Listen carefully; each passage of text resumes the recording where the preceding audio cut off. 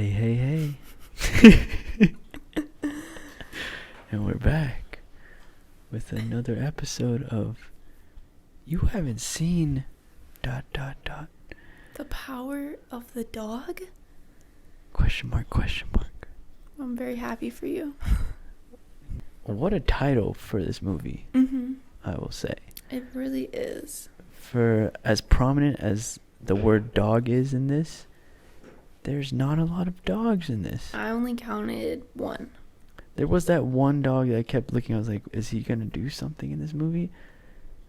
Nah, he was just there hanging. This is our second movie we've watched that neither of us have seen it. So that's an interesting part of this episode. Yeah, it's kind of fun. Yeah. We can experience it together. Yeah, and ask each other questions along the way. This movie had a lot of those. Walk me through some of the emotions you were feeling as you watched this. Lost. That's not an emotion, I don't think. Lost? Is it? I consider that a state of being for sure. Hungry for a little bit. Oh, yeah. And then stomach hurt for the latter half of the movie. That's how I was feeling. What about you? I was feeling like slightly interested, annoyed, mad at times even, and then like, so that's where I was at. A real roller coaster of a movie, it sounds like. Yeah, it really was not for how much I was feeling about it.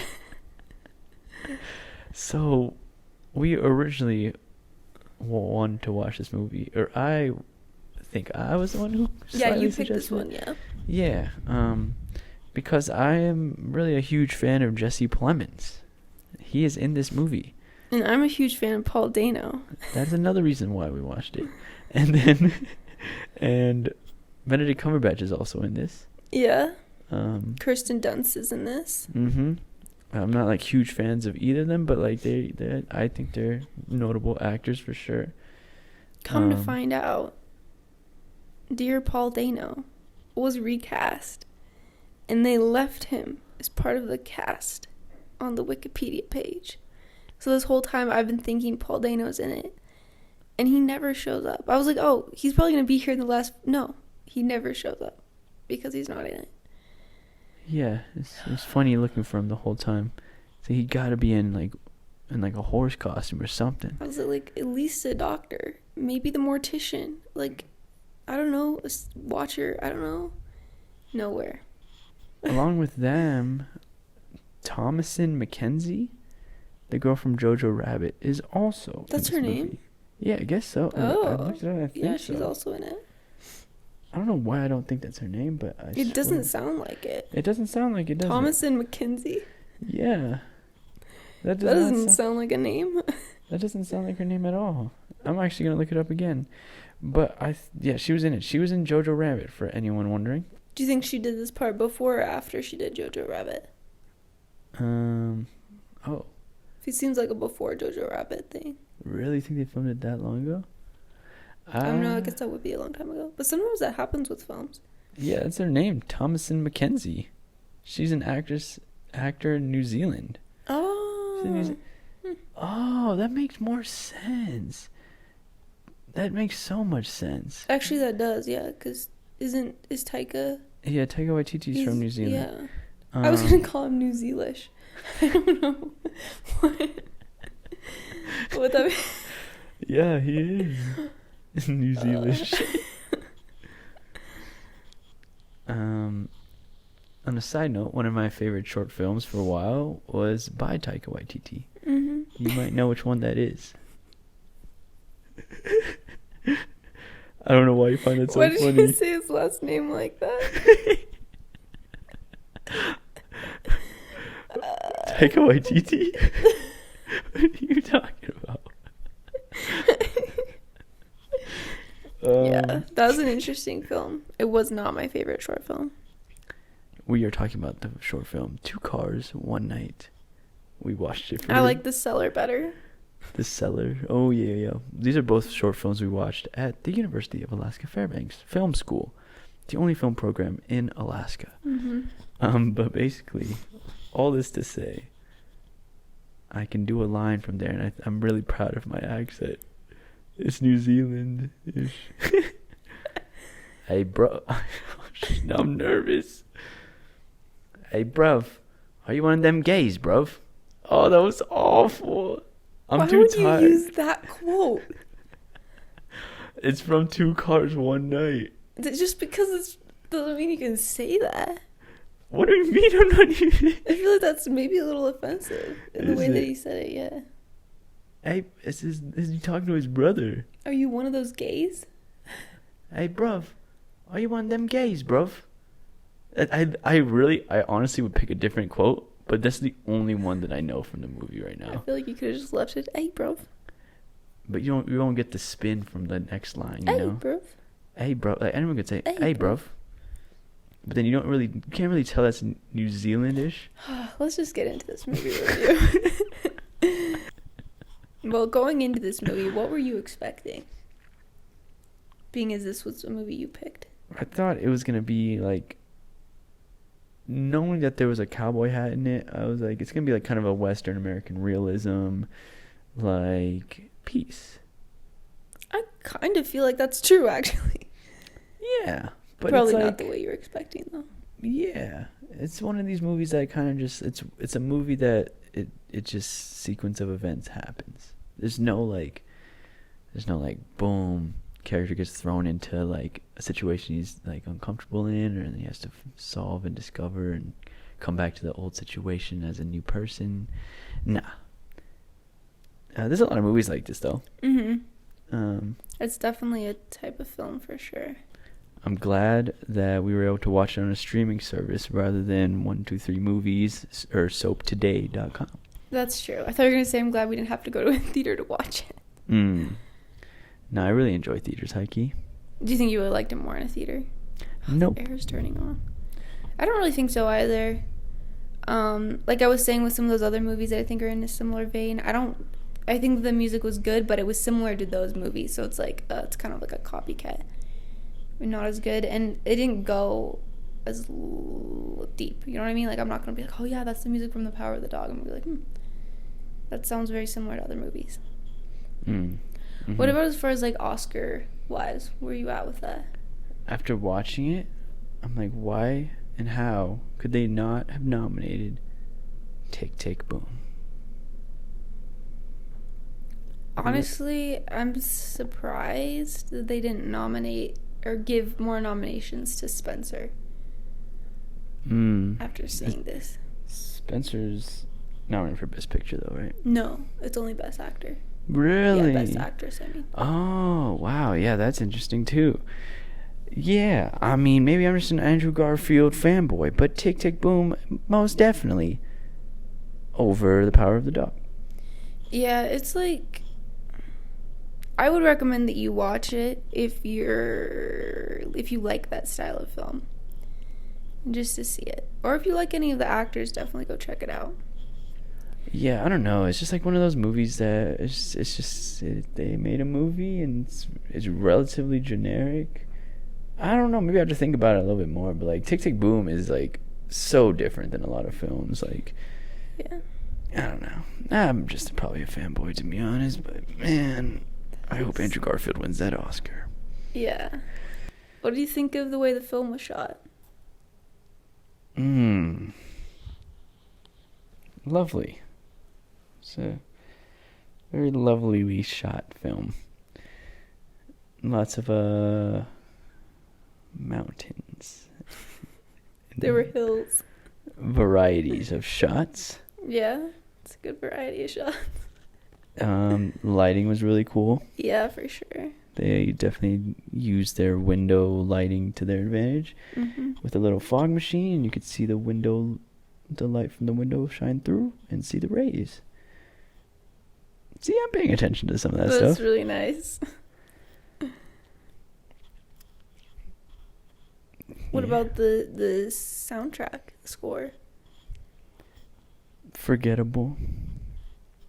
Yeah. That's harsh. I think that I liked it, but it's very similar to a lot of new movies that have come out. It's similar in a way to like Minari or to like, I mean, it's not the same, but it's similar in a way because they use the same instruments. And what's the one with Frances McDormand that won Best Picture last year? Oh, Nomadland? Yeah, it's similar to that as well. But I think the difference is those movies really are better as far as score goes, too. And they used their music a lot more throughout. Whereas this, in times, it was like, you know, the one scene where Kirsten is like running out after the, Native Americans come by. And that music's like really dissonant and like, like they didn't do that until that scene happened. I think if they had done something like that kind of throughout in a little bit lighter way, it would have been like, okay, this is something you're gonna remember. Like you're gonna come back and be like, okay, that's that movie. But they only used it at that one part, so it didn't really like stick. Let's talk about this big leg, small torso note I just wrote down.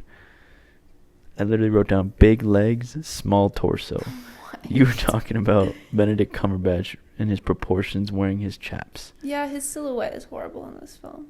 The costumer did not do a good job with that. It made him look small. The fringe, what is that called? On the chaps. Yeah, the like fringe they put on the chaps like was wider than his shoulders, and it made him look tiny. I go for that look a lot. That's what I was telling Kezia. I like to think of it as kind of like a soccer look, kind of like a Dragon Ball Z-ish look, where they have like really big, like baggy legs, and then like their torso is really skinny. Like a 90s kind of vibe. Really? I think so, right? But I think it's a cool silhouette. I just think for this and for being a cowboy, like it was kind of underwhelming.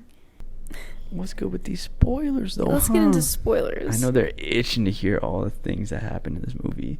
Yeah. Well, for one, I'm surprised it's got No, I'm not. Because Avatar was also nominated for an Oscar, and it had the worst, font ever. And that's the same with this. This film has horrible font.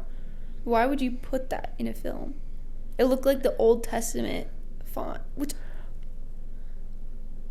Wow. Okay. How you feel about it now? It was so fucking disgusting. I think they should have went with, like, gray instead of gold. Okay. You know what, though? I feel like there's more to this movie than I'm giving credit for. Because even that subtle details, like, honestly, yeah. It's like one of those films where as you're watching it, you're kind of angry at it. But as you go along, it's like, okay. Yeah, that was okay. Like, that type of thing. And then, like, once you finish, you're like, yeah, I'm glad that I watched it and I see where it was going and everything. And it does feel complete. It's not like I watched it and I'm like, yeah, I understand why it's nominated for an Oscar, I guess. Yeah, I'm sure there's other movies that are good as well and should have been nominated over this, but I can understand why it's nominated for an Oscar, if that makes sense. There's a lot more quotes than I was expecting to write down. All right, we're gonna jump into the quotes. We're gonna jump right into the quote section because this is one that I've been wanting to talk about. This one we probably both wrote down, I think. I was thinking his nibs probably wouldn't mind so much. I'll let you guys figure out what that is. What's the context of that? Yeah. It's nothing what you think it is, I'm sure. I don't know. I have a couple different quotes from Ben, but you gotta realize that while I was watching this, I was very tired and trying to stay awake, so none of these are as funny as I thought they were then that's why. One of the first quotes of this film is, "You act like it pains you to hitch two words together." Wow. Yeah. Let's see. "You can tell them the truth, that I stink and I like it." That was Ben. Talking to his all brother. These quotes are going to be from Ben, probably. Yeah, my next one's going to hit like crazy. You've been listening to the Pinano? I literally just have Pinano in quotes. Yeah. I had his nibs in quotes, so. Rose, Benedict's brother's wife, plays the piano. And Benedict likes to call it that she's playing the piano. Yeah. In a non-ironic, like, weird way, he just calls it the piano. Yeah. This quote, you can tell me who you think this quote is by. Okay. Read it real quick. We're about an hour and 4 minutes into the movie, and I hear, "Where the fuck is Paul Dano?" The whole second half of this movie, I was like, okay, I'm gonna let it ride. It's in the first half. That's understandable. Like, Timothée Chalamet didn't come in to Don't Look Up until the last 30 minutes, so I'm expecting that to happen. No, it doesn't happen. That was probably my favorite quote from the movie, just so you know. Where the fuck is Paul Dano? Watch half the movie just to be like, what the heck? There's this one quote from Ben when he's talking about Rose to his brother Pete. I like how I don't remember Benedict's name, but I remember everybody else's. Phil. She's on the sauce, boozing, Pete. So that's funny. Like, that's not what I would think someone would call them. She's on the sauce. Alcohol. She's on the sauce. I swear that's like from the streets. That's funny. He also, do you have any more quotes? Let me see. No, that was. This will kind of lead us out of the quotes. When he's telling Pete, "I'm making this rope for you," and then I was thinking, because throughout the whole film, like, they've been talking about, these like ropes and stuff that Phil is making. Is that really his name, Phil? That Phil's making. And, this whole thing going on with him making the ropes. And then I was like, interesting. And then we find out that Pete's dad hung himself. And it's interesting because before that, Benedict's character, had said that quote, like, "I'm making this rope for you." And then after that, he says, "Yeah, my dad hung himself." So then, I don't know, it's just like an interesting little connection there. Yeah. I agree.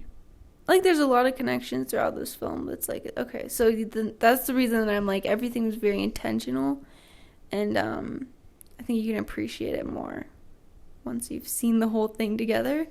It's hard to appreciate it as you're going through it, I will say, but I don't know. Yeah, it's like, there's a lot of symbolism in this movie. Yeah. It's a lot of things you have to kind of figure out yourself or put in yourself. I'm sure if we weren't as tired as we were, probably would have been more active while we were watching. At least for me.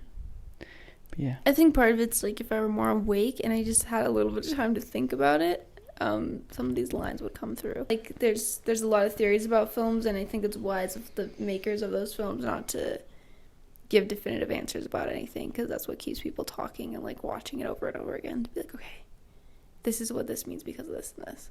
Because then if you hear what a director says about it, and they're always saying the same thing, and like Midsommar or something like that director, like, if they're always saying the same thing about it, people are like, okay, that's what it means. But no, people make a bunch of like, videos about it, being like, this is what I think, and like that type of thing. So it gets a lot more buzz that way. Yeah, and it's really for the viewer. Yeah. To interpret. It doesn't matter what anyone else, whatever even the director says. Like, if you have a different meaning for it, that's up to you. I wrote down acting, special skills, piano playing. So back when I'm like first learning how to like build a resume for acting, you go down the checklist, and at the bottom of that checklist and the bottom of the resume is a special skills tab. I just wanted to talk about this because when I first was making that special skills list, you think that it would play a part in getting cast in roles. Like knowing how to, quote unquote, play the piano or play the violin or play soccer, quote unquote. You think like because of that, like you're automatically going to get cast in like roles that can do that. But I've come to realize in my little bit of time that I've been still acting, those play literally almost no role at all in like getting you cast in anything. Probably the most most effective special skill you could have is a different language. Mm-hmm. But if other than that, like, no one gives a fuck. Yeah. If you can play piano or tightrope walk or anything, like, those are so niche that, like, you would even think like playing an instrument isn't that niche. No one needs that, like, really. Like, and if they really do, they'll probably teach you. Like, it's like, yeah, it's nothing that comes like all the time. I will say that there's like certain things, like if you're a ballerina or something like that. If I were directing a film and that was like Black Swan, for instance, like Natalie Portman didn't know how to dance, but she got all the credit for the dance, even though she didn't do half of it. Like, I wouldn't definitely only cast somebody that actually knew how to dance for that. For the fact that something like that takes years and years and years to do. And, yeah. But then, yeah, I don't know. Piano playing is, like, relatively easy. So I also hate it when you can tell that an actor doesn't know how to play the piano, even though they're supposed to really know how to play the piano. So stuff like that. Maybe it's just, like, me because I grew up doing that. And I'm like, oh, it's so annoying that they would cast, like, somebody that doesn't even know, hasn't spent all these years, and then they just cast somebody else to do the double stuff. That's annoying to me. But otherwise, yeah, you don't really need special skills. You really don't. Yeah. You know what's the worst one? That is always on screen, and you could obviously tell they didn't grow up doing the skill? Basketball. Oh my gosh, so many people butcher basketball in film. Really? It's so obvious. It's so painfully obvious in everything I've seen. Like, maybe it's just like whatever, like, you know, like whatever you know, you can tell like that actor. You know what I mean? Because I wouldn't know about basketball, but like you clearly do. Yeah, I guess so. I mean, yeah, that's true. But like, yeah. I don't know if I've seen one where it's like, yeah, like, okay, Yeah. they're actually playing basketball. It's terrible. Yeah. And I think it's really like. Not that I'm like any like amazing at basketball, but I feel like I could audition for a basketball role and like be a little bit believable.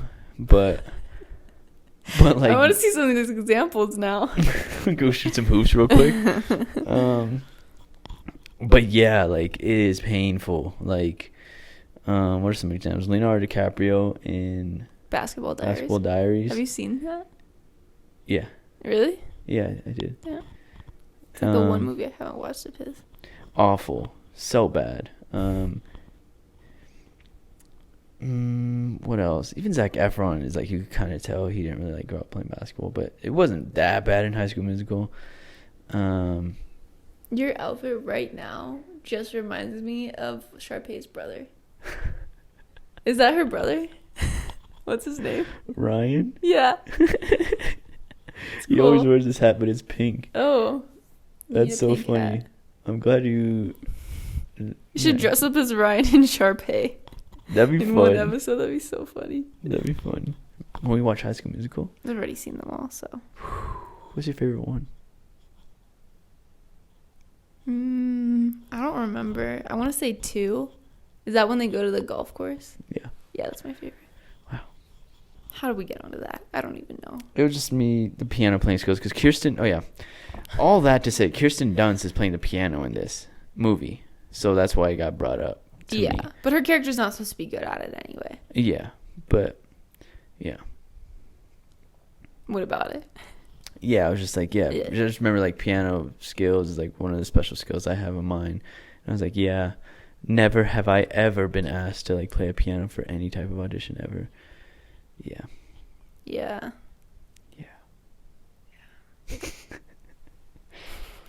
Just reflections.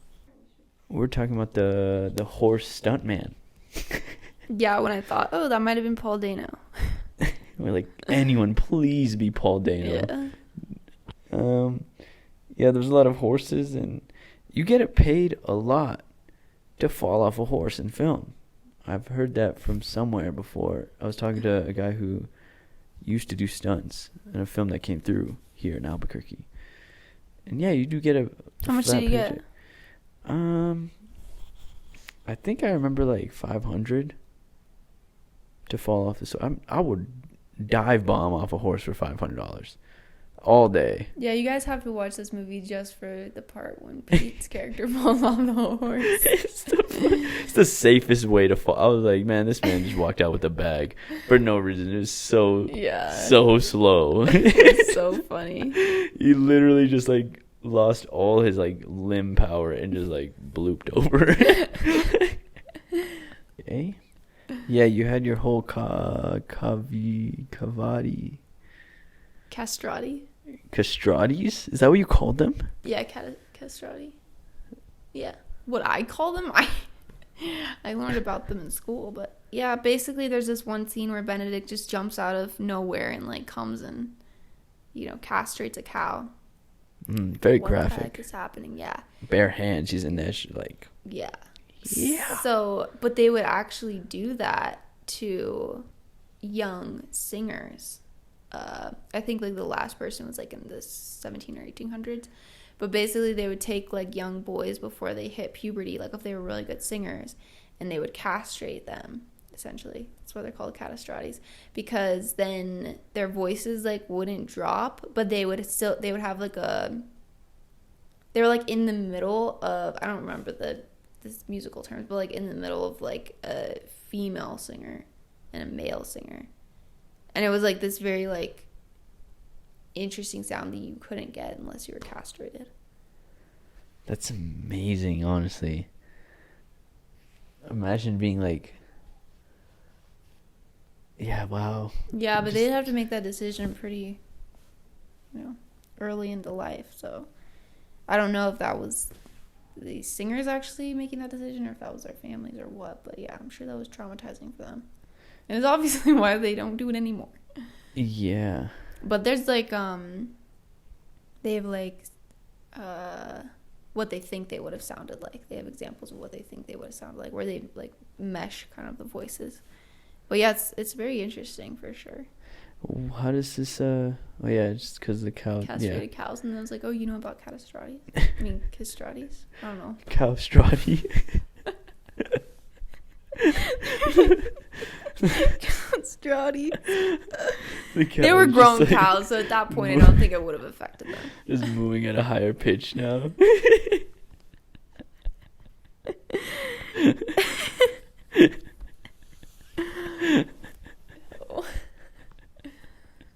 There's a lot of dead animals in this. I think we already talked about, but I hated that. Yeah. How are we feeling? What? Do we think of another bit, or are we just about to wrap this up with the rating? What bits do we have? We're trying to come up with another bit alongside the quote bit. If anyone has any ideas, let us know. It's time that we get into the rating of this movie. I think I went first last time. Oh, brother. All right, let's see. I'm really interested to see what you give it. Let's get in there. Let's get in there. I am going to give it a...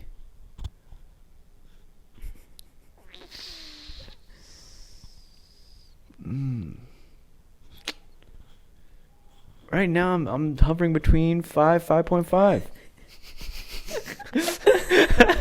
I'm glad we have such a different rating from last week. Yeah. I'm thinking like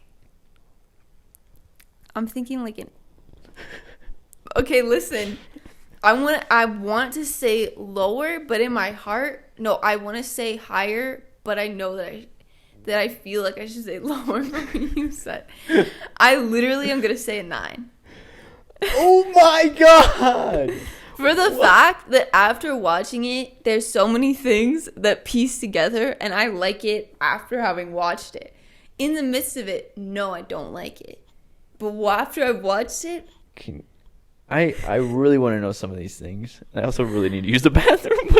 Okay, should you go to the bathroom? Are you going to tell me the things after? I feel like I've already told you. The reason is, like, there's so many parts that come together and work well, but it is one of those films I'm probably never going to watch again. But I think that it was really well made for what it is. It's like a portrait of these people, but especially this man that's very unlikable.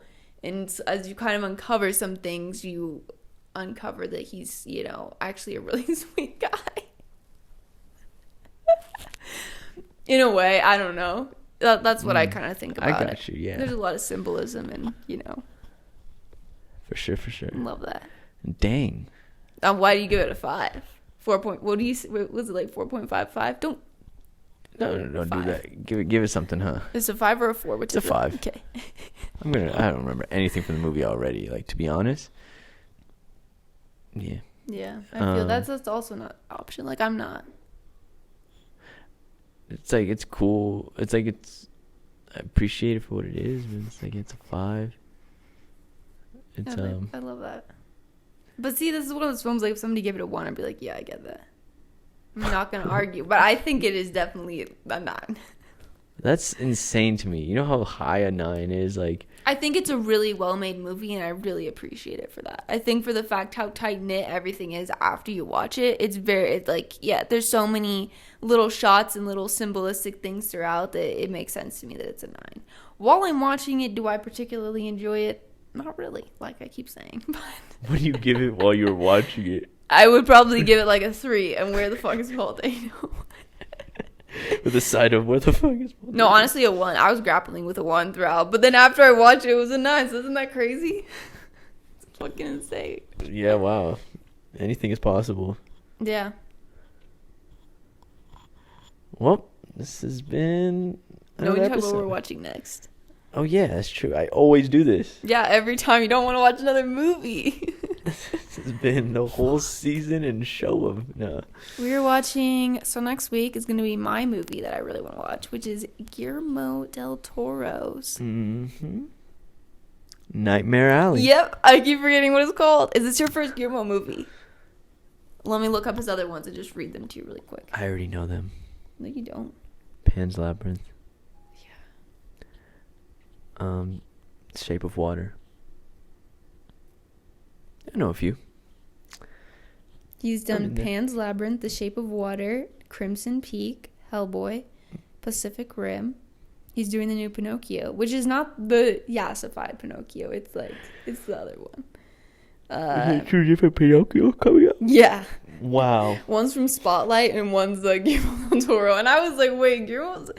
I mean, I guess I'll go along with it, but that's how diehard of a fan I am of it. And yeah, that's another episode of You Haven't Seen. It is 1:30 in the morning. Question mark. I'm so excited for you to edit this podcast.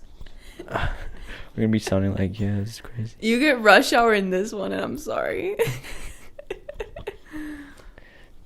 Thank you guys for watching.